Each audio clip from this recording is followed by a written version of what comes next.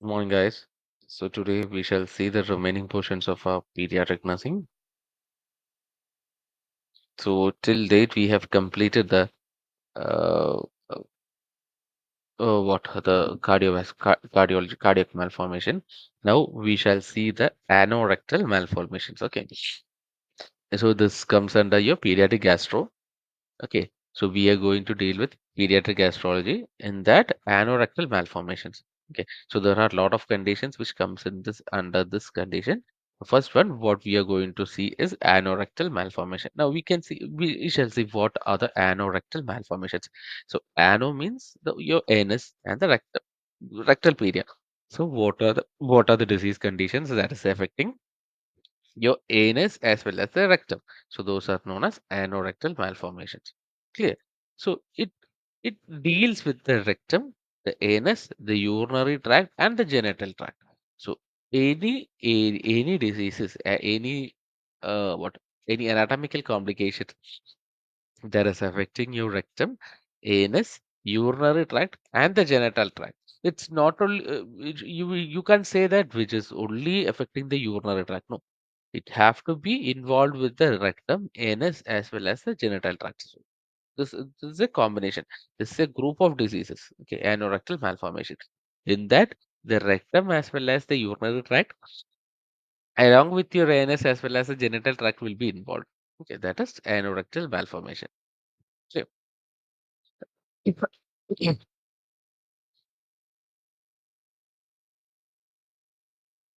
now, what are the anorectal malformations which are frequently associated with other abnormalities? See, some babies have vectoral condition. So, what is this vectoral condition? It refers to the presence of three or more following abnormalities. Those are known as vectoral conditions. So, vertebral abnormalities will be said. Which are those vertebral abnormalities? Like there will be what? What are those vertebral abnormalities? Like mm, Scoliosis. no, no, it's not scoliosis. It's not scoliosis. Scoliosis are not associated with it. Apart from that, what are those?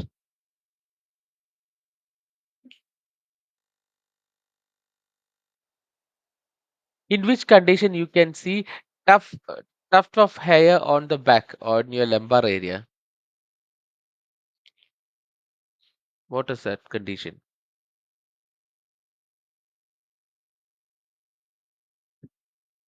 What are those conditions? Genetical abnormality, the anatomical abnormalities which is affecting your spinal cord. In some conditions, the spinal cord may be protruded. What are those conditions?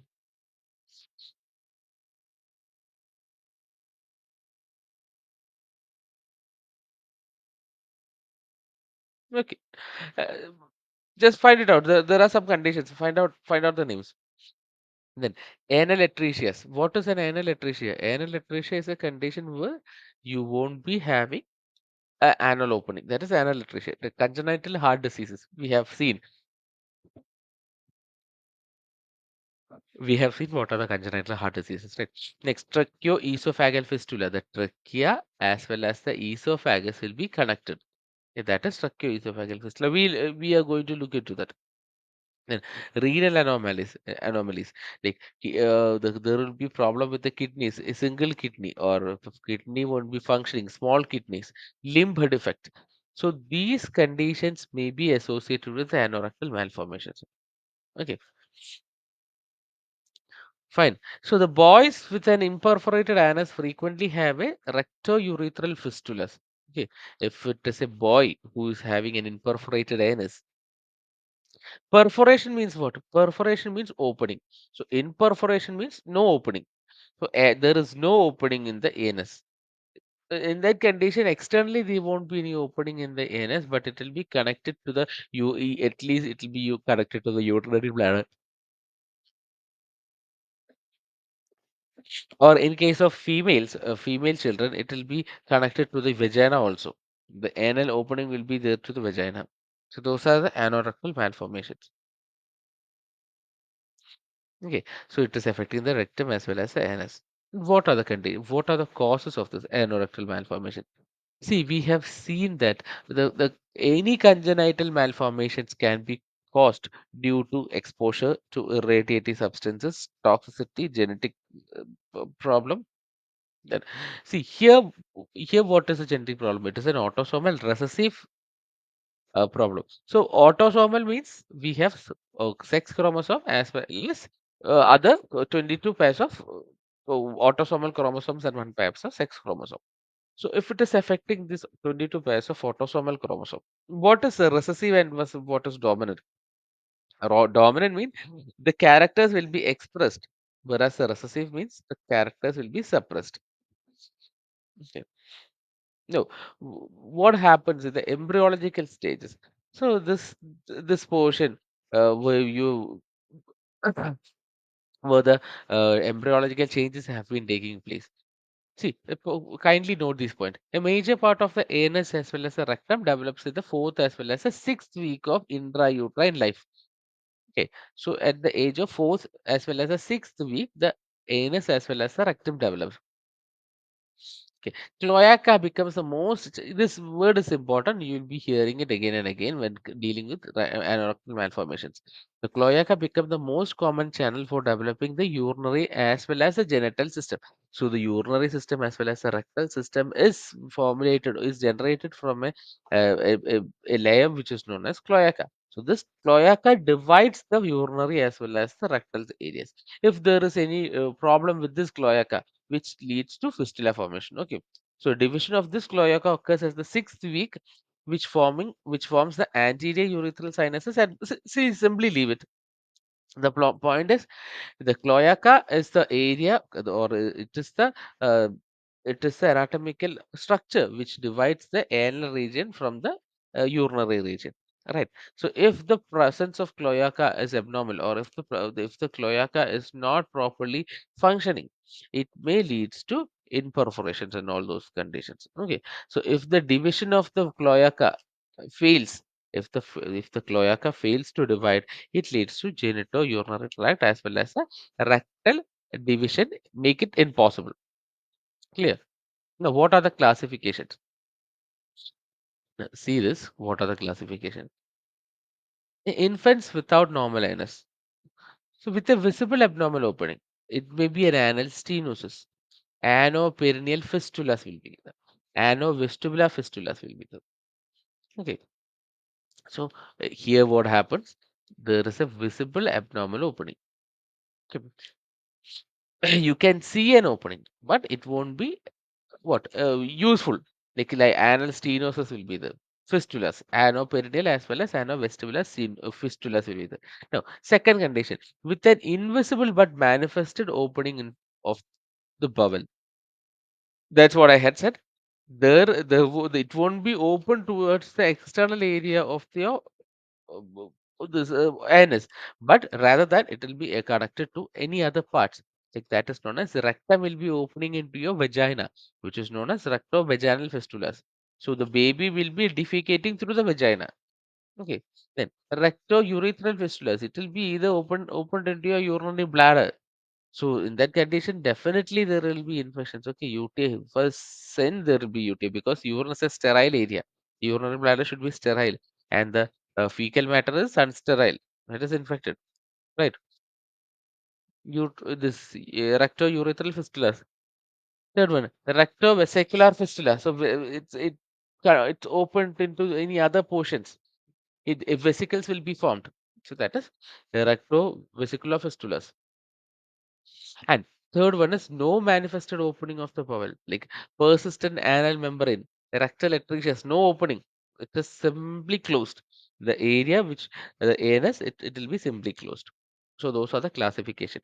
See, it's not. I'm not suggesting you to study it on the basis of a classification, but at least understand this condition. There is a condition which there is a fistula will be the stenosis will be the okay, and next condition it will be opening into any other areas. Third one, there won't be any opening. So those are the major classifications. Okay. Now, this leave this. Now, what is anorectal agenesis? See, you can see here, right?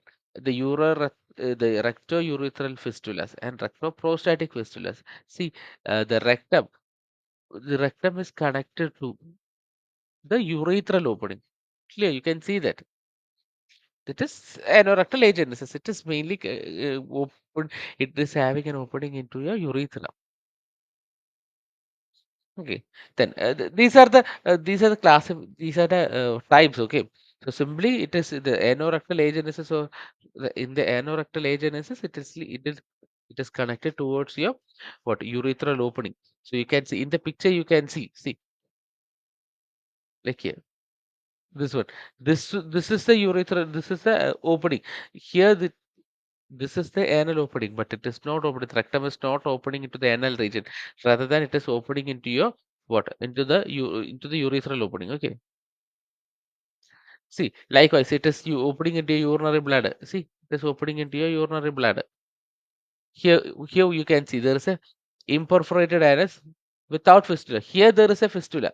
There is a rectovesicular fistula which is opening into your bladder. Here there is no fistula, but it have stopped. There is no opening. Okay, rectal atresia. So these are the anorectal malformations. Okay, and there is again one thing. Let me share it with you. So when we are talking about the anorectal abnormalities or anorectal region, this cannot be omitted. So this is known as Hirschsprung's disease. Hirschsprung's disease is otherwise known as congenital aganglionic megacolon. So what do you mean by congenital aganglionic megacolon? See your colon. Okay. The area of your colon. So this is the area of your colon, usually affecting your sigmoid colon. Okay. This area, the sigmoid colon. You can see the cursor, right? You're able to see the cursor, right? So this area. What happens at this area is, the name itself indicates congenital aganglionic megacolon. So colon, the area of it here, the colon area. What happens is that congenitally there won't be any ganglions present. So what do you mean by a ganglion? A ganglion is something which connects with your nervous tissues, or it's simply a nervous tissue which helps in understanding the impulses which is emitted by your brain. So this ganglion in the colon will help the peristaltic movement, or it helps in the compression of those area so as that the person defecate. Okay, it helps in the defecation, right? So what happened if it is not the congenitally? It is absent. The ganglions are absent. So what happened? There won't be any feelings, or there won't be any movements at that area, colon area. As a result, what happened? As a result of this, the person can eat if the like the actually it is seen in newborns, right? So the baby drinks, or the meconium won't be passed. The baby won't pass the meconium. The baby will be taking the food which is a milk. The baby will be taking the milk from the mother, but it have at any point it have to pass the stool, right? So the baby won't pass stool because there is no movement after the sigmoid colon, right? So the sigmoid colon get enlarged because there is no pressure over there. There is no congenital control over there, so as it have to say that yeah, it is time for you to defecate. No, there is no such kind of point coming around into that area. So what happens? This portion, this area will enlarge. Okay, it will get enlarged and enlarged, and see that it can't go through the anal opening. Clear. So what are the characteristics of the stool? So the characteristics of the stool will be a there will be very decreased amount of fecal matters, that too because of the pressure from the upper portions. Okay, there won't be any what there won't be any peristaltic movement, but due to the pressure the baby may pass a bit of stool. Okay, so that is Hirschsprung's disease. So in this Hirschsprung's disease, there will be a ribbon-like stool, and also in some conditions, in extreme conditions, the baby can vomit the excreta or the stool. Okay, That is responsibility. So we shall see that. Okay, it's an congenital ganglionic megacolon because there is the ganglion cells are absent. So it's chromosomal. Just no, see the absence of kindly understand like this. There is an absence of ganglionic cells which lacks the peristalsis. If the peristalsis is decreased, there will be obstruction in the colon. So if the colon is obstructed, there will be gas as well as fecal matters, which increases the size of the colon and leads to megacolon. Now, in clinical features in neonates and infants, what will be the passage of the meconium will be difficult. Abdomen will be distended. Vomiting, it will be bile stained because there is a presence of the pressure from the lower portions of the intestine.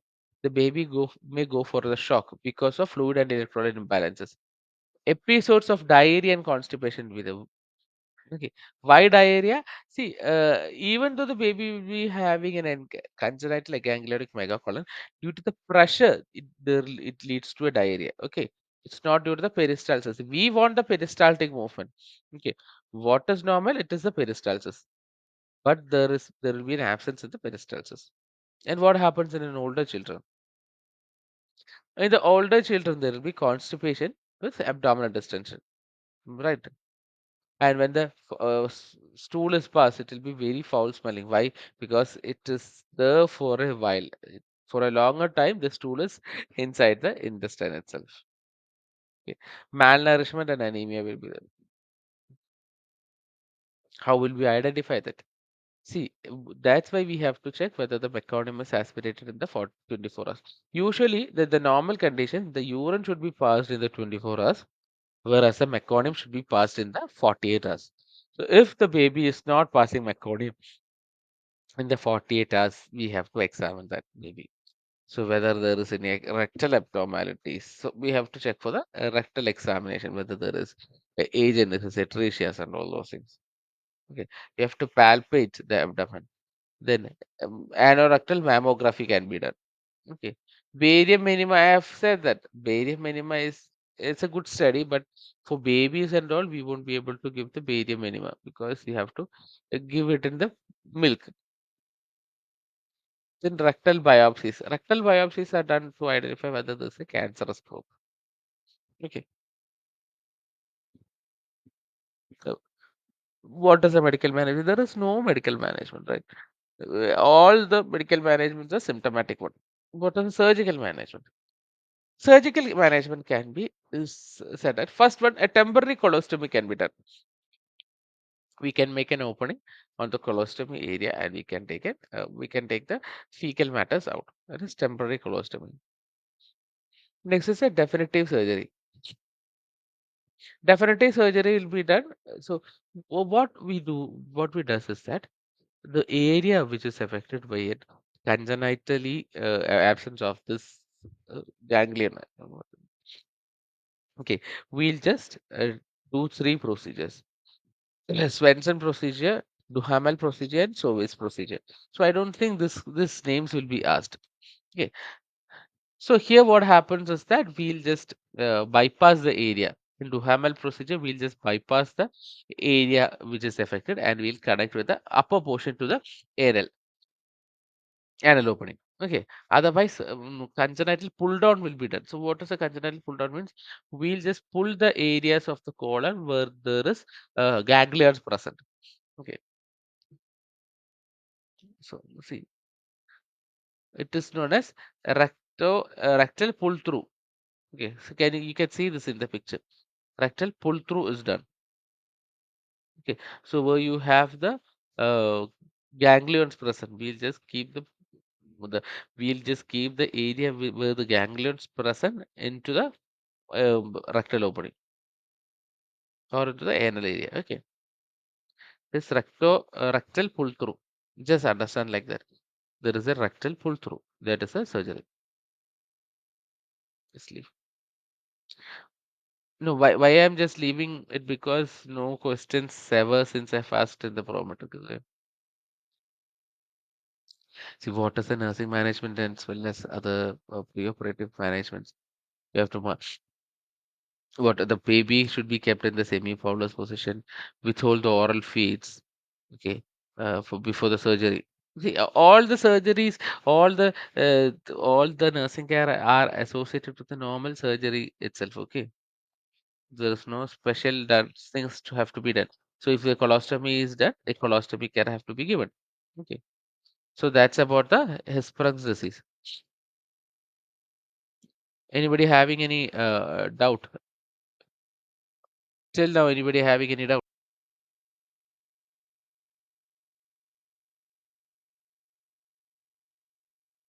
Yeah, diverticulitis. What do you mean by diverticulitis? It is outpoaching of the muscular lining of the GI system. So diverticuli we have seen in many conditions, right? We have seen it in the and we were dealing in gastroenterology, adult gastroenterology, the diverticulitis. It is outpouching of the muscular mucosal lining. Okay. It is mainly seen in the colon. In case of babies, it is mainly seen in the colon of the babies. Diverticulitis.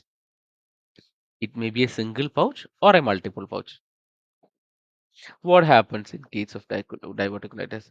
So if this outpouching happens, okay, if the outpouching happens, the fecal matters will be trapped inside that. So when the fecal matters will be trapped inside this diverticular pouch, there is high chance of infections. So that is diverticulitis. Clear? The complications. You just understand. If the fecal matter, uh, if we have parked the fecal matters inside some portion of the intestine, what will be happening? So the bacterial infiltrations will be such a great condition that it will be a great mess in your intestine, right? So it may leads to peritonitis. Main complication is peritonitis. Okay, bowel obstructions will be there. Fistula will be formed. There can be hemorrhage. Abscess will be there due to the presence of the fecal matters and the bacteria. Abscess may be there. Okay. Next is etiological condition. What are the etiology? The precipitating factors. What are the precipitating factors? Like low fiber diet will be there. Okay. There will be low fiber diet. Then the use of corticosteroids. See, we can say that the use of corticosteroids and low fiber diet and the use of NSAIDs will be the factors. Those can be a precipitating factor. Okay, those can be a precipitating factor. Right. The predisposing factors like age. When the age increases, the diverticuli increases. Okay. In case of newborns, these diverticuli happens due to what structural anomaly. Okay. And what are the symptoms? There will be clammy, low quadrant abdominal pain. So it may be worsens on movements and coughing, straining. Okay. That is because the diverticuli contracts during the abdominal muscular actions. Okay. Fine. The stimulation of the diverticuli when there is a contraction of the muscles. That is the rationale for this pain. Then low grade fever, it's an inflammation. Chronic constipation due to the diet, low fiber diet, nauseous and vomiting because it stimulates the cerebral cortex and increase in the reflex mechanism. There will be abdominal distension due to constipation. Blood, why blood? Due to perforation of the diverticuli. It may leads to bleeding. Peritonitis because of abscess formation or perforations, openings. Okay. What is the pathophysiology? See, you can see the diverticuli. See here, that is the diverticuli. See, local diverticulitis in all the areas. See, if there is an infection, the lab count changes, right? Then barium will. What we'll go for a sigmoidoscopy or colonoscopy. That is the best method. Colonoscopy is the best method.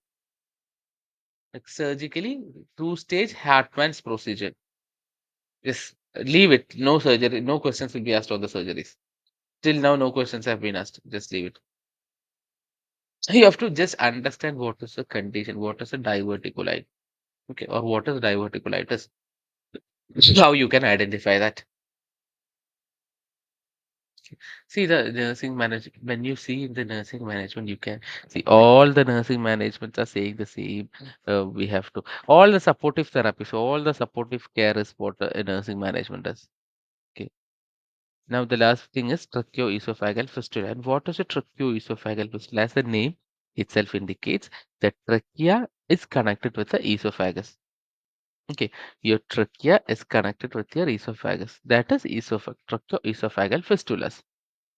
Here, see in the picture, you can see the esophagus is connected to the trachea. Then what happens? Anything that you eat may go into your trachea. Okay, and it leads to choking. Choking hazard is that is tracheoesophageal fistulas. Fine. So what we want to know is the types. This is important. Okay. In tracheoesophageal fistula, TOF or TEF. So why TOF, which means esophagus spelling starts in Britain with O. Okay, that's why it is known as TOF. But there is a tetralogy of errors. That's why we are calling it as TEF. Tracheoesophageal fistulas. See here, in type A. Okay, here what happens? Esophageal atresia without tracheoesophageal fistula. Okay, there is an esophageal atresia. The esophagus will be closed so that the food which is in the first condition. Look in this one. You can see the cursor, right? You can see this cursor. So here what happens? There is an atresia over the or the stenosis, esophageal stenosis or the atresia. What happens here? If the baby is taking the food, which is the milk, it won't be passing into the esophagus, into the trachea, nor it will be passing into the esophagus also. Okay. So in this position, the respiratory system is normal. So there is no problem with the respiratory system. Only the problem is with the gastrointestinal system. Okay. When the baby drinks milk, there is a high chance the baby may vomit because it won't go through the mouth, or it won't go through the esophagus. So you can say what the conditions which arises after the esophageal atresia. Like the baby may be malnourished, vomiting will be uh the what the major. See, if any atresia are there, there's a high chance of infection because it will be present in the lower portion of the esophagus, which may leads to infections. Okay, and look into the other atresias. See the three. See the three portion. Esophageal atresias with tracheoesophageal fistulas. Here, what happens? You can see this in the B. See, look into the B. Any food that the baby eats, the milk, it's directly going to the lungs. So there's a high chance of choking. Cyanosis will be there. Choking will be there.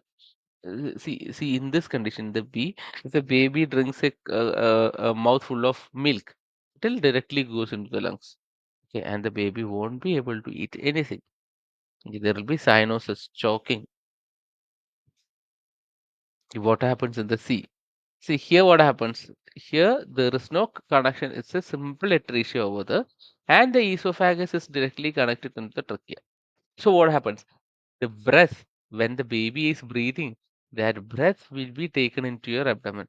So abdominal distension, there will be high risk of abdominal distension. In this condition also cyanosis may happen because the air which the baby is respiring is going directly into the lung, not into the lungs but into the esophagus. So the baby will be deprived of oxygen. Okay. See in the D. What happens? Any food which the baby is eating will be going into the lungs, and the air which is coming into the lungs will be going to the abdomen. Okay. So this is the esophageal atresia with proximal and distal tracheoesophageal fistulas. So proximal means which is near to the body. Distal means which is away from the body.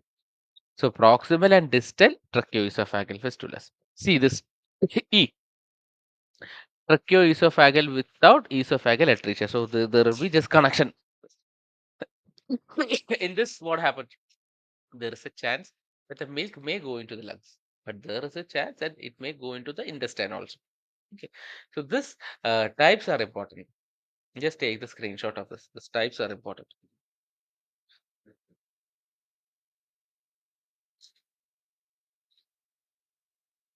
Okay, I hope it's clear with you.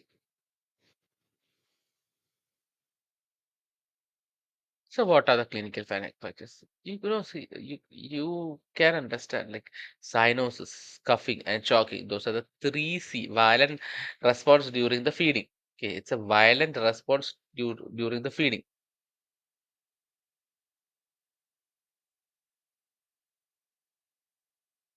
Okay. And fluid may return through the sorry, fluid may return through the mouth as well as the nostrils. Frothy salivation. There will be frothy salivation. Well, aspiration pneumonia. Definitely there will be aspiration pneumonia, which is entering into the lungs, right? Pneumonia is a sure cause notice. Tracheoesophageal fistula signs are three C's, which we have said: choking, coughing, and cyanosis. Okay. See, how will we identify that? See, usually what we were doing is to identify this, the Ryle's tube. We'll insert the Ryle's tube through the mouth or through the nose. Nose is not needed. We shall go with the mouth, and we'll take the X-ray of that. Why? Because this will there is a mercury in the tip of the what the Ryle's tube, right? So when we take the X-rays, we'll be able to find where it is ideally located. So if it is in the stomach, no problem. But if it is not in the stomach, in case of atricias, it will be coiled around the esophagus itself, so that we can identify the conditions. Okay, simple X-rays won't do because we won't be able to identify the esophagus. Okay, so the thing is, we'll go for the MRI, fetal MRI. So that is a confirmatory thing. Okay.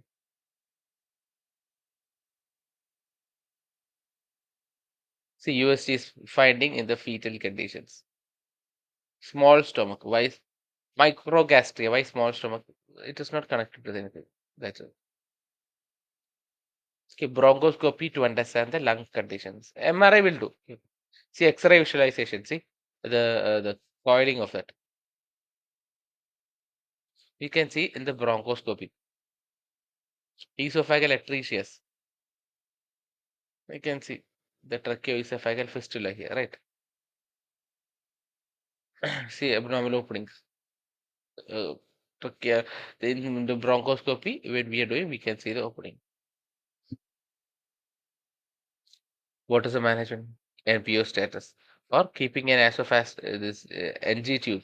If there is a high chance of what fistulas, we'll just keep an NG tube. Nothing for mouth. Total parenteral nutrition. Upper pouching, antibiotics, IV fluids. Surgery, definitive surgeries. We'll just surgically anastomose it. Okay. See, esophagus rejoined.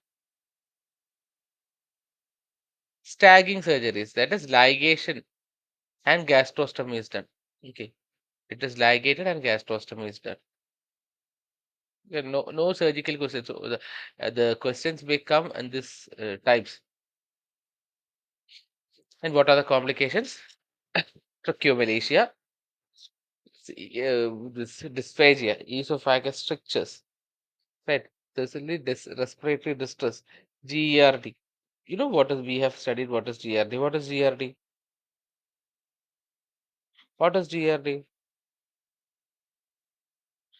Gastroesophageal. Gastroesophageal reflux disease. Fine. What is tracheomalacia? See, tracheomalacia is a condition that causes your cartilages in the windpipe or the trachea to be soft. That is tracheomalacia. Like making it hard to breathe. So tracheomalacia is a condition where your cartilages in your windpipe on your trachea will be cartilages on your trachea will be soft, so that you won't be able to breathe properly. Okay, that is the main complication. Definitely. So that's about the tracheoesophageal fistulas and other conditions. We have completed the pediatric gastro. So any doubt till date? Are you having any doubt? Yeah, there is one more condition when we are dealing with gastrointestinal abnormalities, we have to go for the cleft lip as well as the cleft palate also. Okay, so just here like this in the cleft lip and cleft palate, and it is mainly because of the incomplete fusion of your embryonic structures. Okay, So that happens in the cleft lip as well as in the cleft palate. So what is a cleft lip? So cleft lip it is what it is an what to say? It's a incomplete fusion of your maxillary and your pre-maxillary processes. Whereas cleft palate is the incomplete fusion of your palatine structures. That is the main difference to both your soft as well as your hard palate. If there is an incomplete fusion of the palate area, it leads to cleft palate, and cleft will lip between because there is an incomplete fusion of your maxillary area. Okay, so these are the main common abnormalities which is happening in the gastrointestinal conditions. So this can be hereditary also. Okay, main cleft lip is kindly notice cleft lip is mainly affecting the males, whereas cleft palate is affecting the females. Okay, the main cause it may be associated with maternal folic acid deficiency. Okay, kindly write it down, guys. It is associated with maternal folic acid deficiency, and and it can be also associated with phenytoin when the mother is taking phenytoin, barbiturates for anti-seizure medicines, phenytoin. If the mother is on phenytoin, then other things like sodium valproate, yeah, phenytoin, sodium valproate, maternal smoking is main cause for this. Mainly, the main causes are these: the phenytoin as well as the sodium valproate. Then maternal smoking also.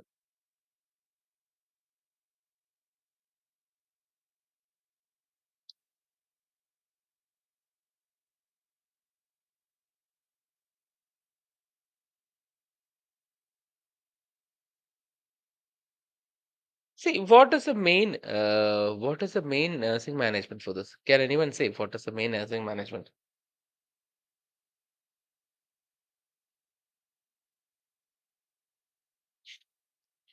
Anybody? So the thing which we have to see is the hydration of the baby or the feeding of the baby. So the main difficulties which occur in case of cleft lip, okay, in case of cleft lip, it will be difficulty in feeding. The baby won't be able to create a vacuum inside the mouth to suck. Okay, so for that, we'll use some special feeding devices. Like, what was the name of that feeder? Mm, Yeah, it is Hamberman's feeder. Hamber. Hamberman's H. No, it's Haber. Is it? Yeah, no, it's Haber. Haberman's feed. Haber. Haberman feeder. So that is no need of the name, but it is said the bottle will be having a nipple which will adjust, which will close the cleft lip.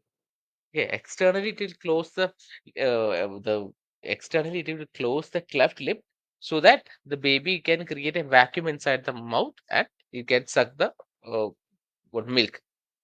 That is cleft lip. Oh, that is the main nursing management we have to check here. Okay, and the mouth will be dry, always dry, because there is a cleft lip and there is a high chance of getting infection. Okay, that is cleft lip. And what about the cleft palate? See, in case of cleft palate, there is a high chance of getting otitis media. That speech, in both conditions, speech will be affected. Okay, S- see, we have for the speech, we have to trap the air inside the mouth, but these babies won't be able to do that. Hearing problems will be there because why there is a hearing problem because of recurrent otitis media. Rajesh, why there is why an otitis media is prominent in case of palate cleft palate? Why is it so? So, Yeah, can you repeat again, sir? why otitis media happens in this condition?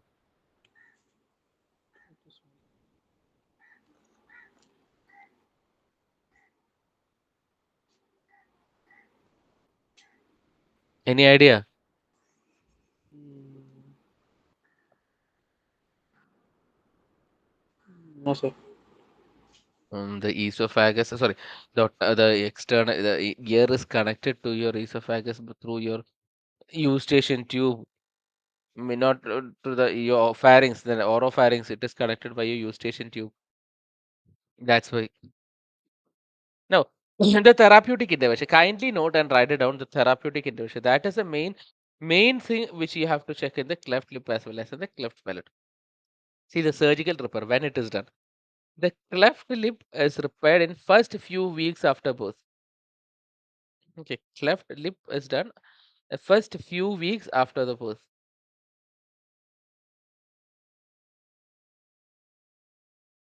And what about the cleft palate?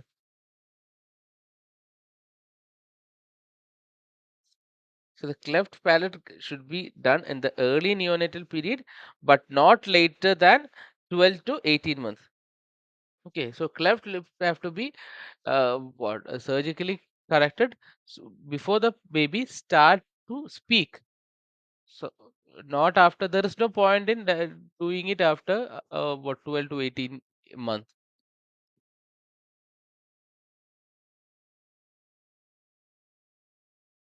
Okay, so that is the main difference in that. I think it is clear, right?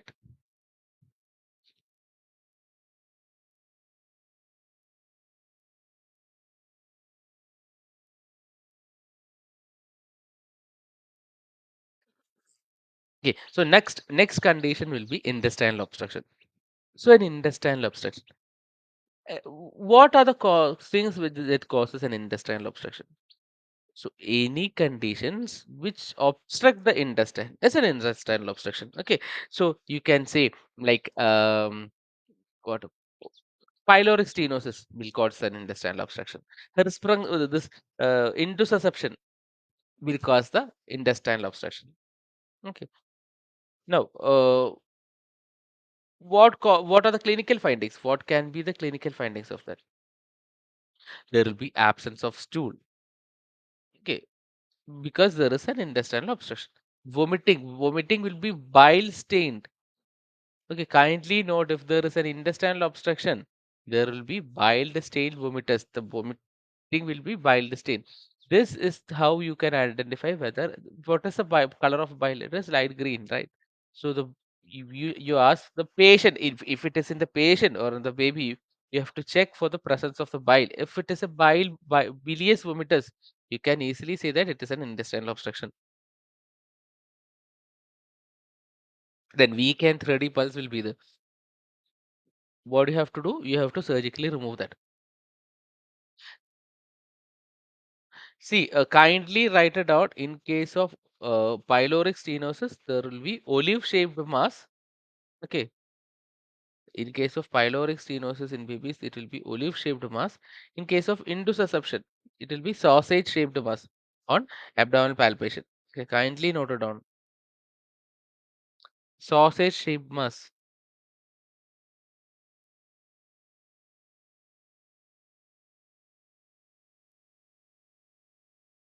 Guys, just a minute. Let me take the attendance. So that was about the intestinal obstructions. Okay. So see, I am not involving into the detail of the conditions. Okay, I am just focusing on the points which we have to specifically study in case of these disease conditions.